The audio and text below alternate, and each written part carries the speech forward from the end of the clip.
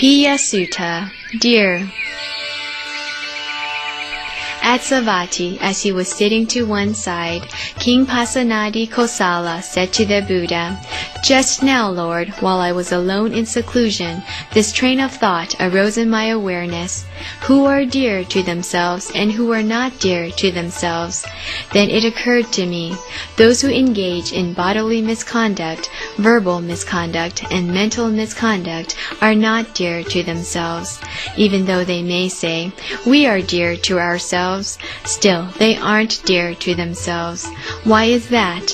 Of their own accord they act toward themselves as an enemy would act toward an enemy.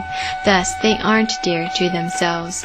But those who engage in good bodily conduct, good verbal conduct, and good mental conduct are dear to themselves.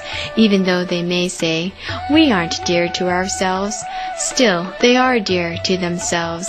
Why is that? Of their own accord they act toward themselves as a dear one would act toward a dear one. Thus they are dear to themselves." That's the way it is, great king.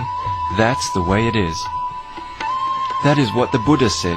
Having said that, the one well gone, the teacher, said further, "If you hold yourself dear, then don't fetter yourself with evil, for happiness isn't easily gained by one who commits a wrongdoing. When seized by the end-maker as you abandon the human state, what's truly your own? What do you take along when you go? What follows behind you like a shadow that never leaves?" Both the merit and evil that you as a mortal perform here, that's what's truly your own.